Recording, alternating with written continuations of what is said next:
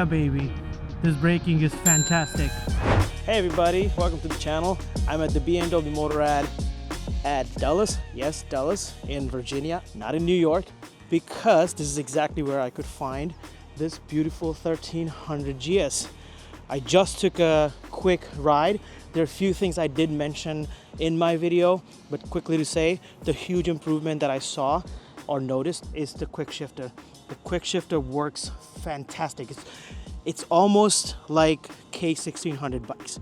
It's not like GS, 1250 GS. It's not like my 1250 RT. From first gear to second gear, it's just fantastic and smooth. Yeah, so quick shifter is 100% plus. I have a little bit complained about this seat, but that's okay, you'll see. Keep watching the video if you're interested in knowing a hidden feature that no one out there is talking about. If you really want to hear features of this motorcycle from a sales expert, please skip to 14-minute mark. But I highly recommend that you watch the whole video because the trick that I showed, no one knows about it. Bike, this is the green version. It starts with something T. Oh my god, this bike is, I mean, it's nimble, but I think because of knobby, it's just not moving the way I would like it to be. A little bit high speed, there's no issues picking up. This is a big 1300cc engine. Let me try downshifts. Downshifts are smooth. Wow, really refined motorcycle. I mean, I am not a GS rider. I have ridden GS and GSAs before, for a few months, of course, but this is a great motorcycle. I'm actually comparing this with my R1250 RT. I have a 2021 R1250 RT Bluey, as you already know, and this bike has punch. This is definitely lightweight, 101% lightweight. I'm not really talking about percentage of the weight. This also has ACC, your active cruise control, which is really not a new thing for me. The windshield is a sports windshield, so it's not really helpful right now. This is a new motorcycle, only has 8 miles on it. This is their demo ride. Someone may be owning this beautiful motorcycle, but this is great. I couldn't see this car in the mirror. As you know, every motorcycle has blind spot, and there's this diamond. I don't really have to look at it. I just noticed it in my peripheral vision. It's fantastic. That's my McDonald's. Everything else is exactly same as GS, but I'm going to tell you that this does not feel like GS. One biggest thing I would like to talk about it that I didn't like is the seat. The seat does not feel correct. I think the 1250 GS and 1250 RT have bigger seats. So like right in front here, it's really coming closer. So that may be a little bit of a problem for longer rides. But I think for now, I'm digging this motorcycle. This one has active motorcycle height, so it's kind of showing me, if you can see, it's showing me that right now, like the arrow is up. Where am I supposed to go? Maybe that's where I want to turn. Let's sec baking. Oh, nice. First gear, all the way down to first gear on,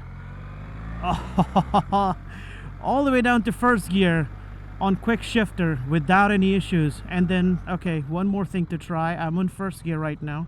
No cars behind me. I should have checked my mirrors. I'm gonna do full stop, and this is a takeoff. Let's do that. Oh my god. First to second gear is so smooth. Where am I? Okay, I'm not really sure. I think I made a wrong turn. Old Ox Road. Okay, so what I thought was a loop is not a loop.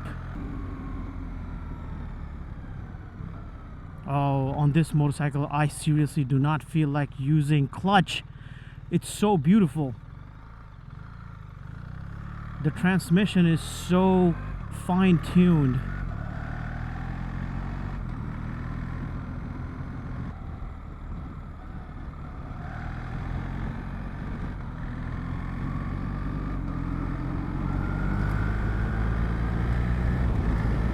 The bike has no issues picking up even on the overdrive.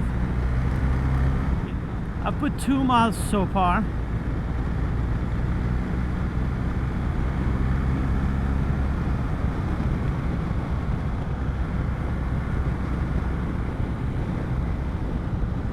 Now I'm not gonna test like active cruise control and stuff like that because I know that just works, so it's not a big deal.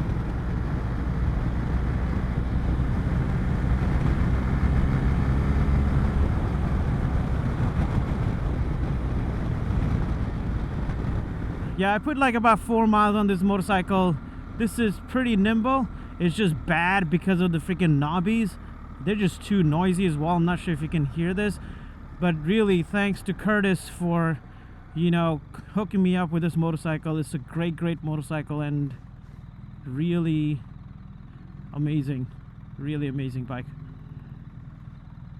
It's very lightweight.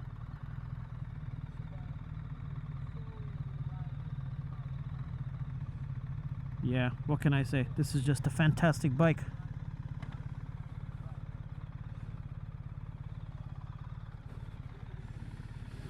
And that is your 1300 GS. And start-stop button right here.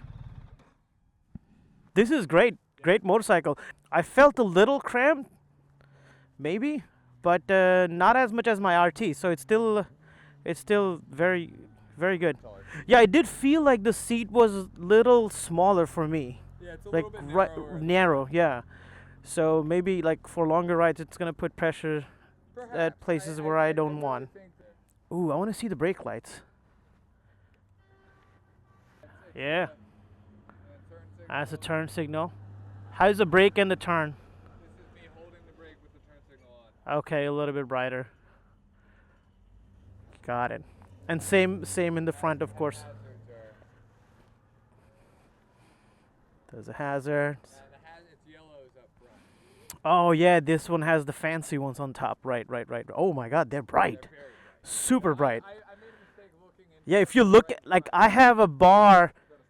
I have a spot in my vision, like a bar in my vision now.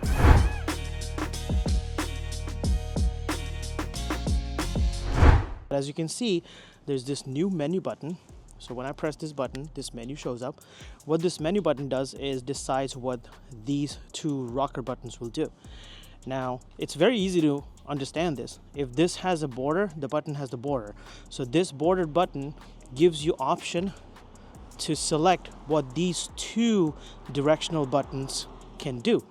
And it's the wonder wheel that you turn. This is normal to any other GS or RT or any new BMW bike with a big display anyway. But yeah, so wonder wheel to move around. But see, right now it's on windscreen. So you see the little dot here, that means that's the default. And I'm gonna move the windscreen up and down. And you can see it moving up and down. Now you have traction control, you can go inside. Now that's gonna be your default. So anything that has damping, anything that has this dot here, that's the default. That's what these two buttons will control. And it's single button. I'm saying two is because it's two directional. So same with heat. If you do that, you're gonna have to cycle through. So if you do up, you're gonna cycle through. Oh, sorry. See, accidentally I pressed the menu button, it came out. Let me click on this multi-rocker switch, that's what they call it. And then I'm gonna do up. See there? And my heat's like 3, 2, 1. That's for the grips. And this is for the seats. It's on 3. And this is exactly how you will control it. Only when you see this heating option has the dot, right? That's when this rocker will control it. How would we do to active cruise control? If I have there, this particular rocker will control the distance that I have between this is the distance control between the car in front of you and yourself. a lot of cars in this area. I have this currently defaulted on windscreen, and what I tried while I was riding is to change the heat. Like I wanted to turn on the heated grips, and it's trouble. Look what I have to do. Like it's on windscreen, right? So I'm here, I'm riding, okay, 60 miles an hour, 45 miles an hour, whatever it is. And if I use these rocker buttons, the windscreen goes up on high. Okay, but you know what? I started feeling cold and I want to turn on my heated grips. How do I do that? I tap on this, I go up, I hit that, so that becomes default, and now I hit up. 5 extra actions that I had to take while I'm riding and focusing on my ride, and I just wanted heated grips.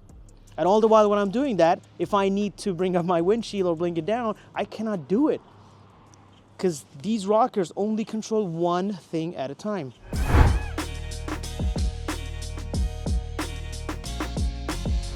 Believe it or not, you're not going to change your distance, you're not going to change a lot of things when you're riding, but there are 2 things that you change when you're riding, is your windscreen height, at least that's what I do on my RT, and the heat levels for my grips and my seat, right? So I think they have covered this pretty well. Look at this. Right now it's controlling the windscreen. I'm going to hold this. This switches to heat and I can quickly change my heat. And I didn't have to go to menu. Right?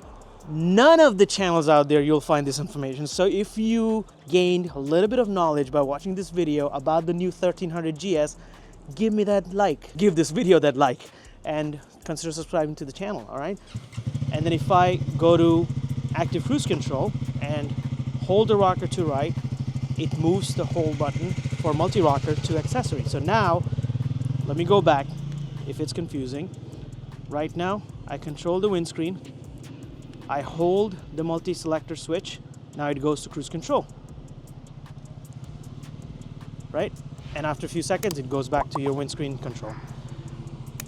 So I feel like BMW has thought about it. I really thought that this is crazy and bad engineering. Maybe it's still bad. I mean, if you're not a person who can figure this out or not interested in figuring this out when you're riding, I don't blame you, but I think they've thought this one through. All right, that's all about multi-rocker switch. Everything else inside this motorcycle, like inside the menus, is really not changed. The only thing that this bike has is a sport mode. This one was available on R1000 and R1000 RR and single Rs. All those sport bikes, they already had this. Shows you the lean angle and blah, blah, blah. Not interested. Let's go back up. You got navigation, only if your phone is connected. This is not going to show the map. The map is only on the bigger RT screen and K1600 motorcycles. This one is going to show you the directions and your next waypoint and blah, blah, blah. So nothing changed, nothing changed.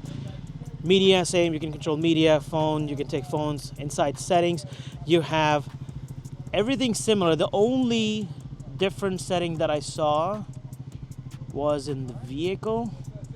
Lock with ignition off. That's for locking the these electronic cases, to lock them and unlock them. RDC is alright. Shift light is okay. Riding mode selection is normal.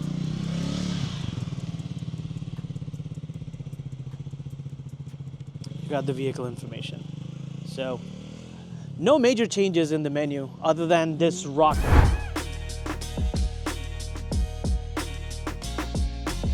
We're here with the, here, I'll turn it off for the start of the video, with the R1300 GS.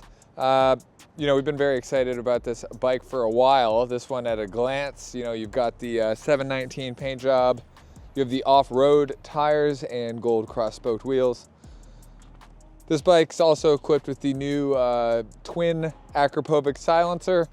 You know, I'm sure you've noticed versus your RT, the engine does sound a bit different. I think it's got a nice, a little bit throatier exhaust note. Yep. And you know, something BMW's really done with this new generation GS is they went from being kind of, you know, half electronics in terms of the takeover where everything's getting electronic to now we're really there. You know, you have these, essentially your saddlebags on these bikes are keyless.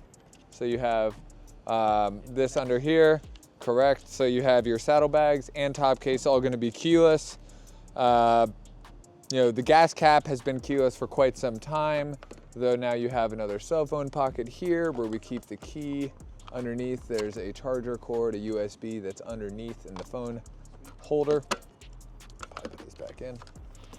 Still get tons of ride modes. GPS prep kit should be familiar to anyone who's had a GS in the past couple years. You can, you know, get the BMW connected ride cradle up there to kind of have like a supreme phone mount. Or if you're really going off the beaten path, you can get your Garmin. The telelever, dual lever suspension setup is still here, though BMW's really made great efforts to address people's biggest problem with the GS historically, and that is that it's a tall bike. So with the new adaptive ride height suspension, I think you'll find that the GS is a bit more accessible to your average rider. I'm just going to demonstrate some of these suspension features. The bike needs to be on, kickstand down. The ride height adjustment right now, it's been in auto the whole time, which generally leaves it in the low setting, because the whole point of this system is the bike's lower at idle when you're sitting still, and then it gets taller when you pull away. So to demonstrate here, I'm gonna hit this switch and put it in max mode. So back went up first and then front. So it's still going up. Now my heels are not really on the ground. I could force them on the ground, but now if I go back to the low again,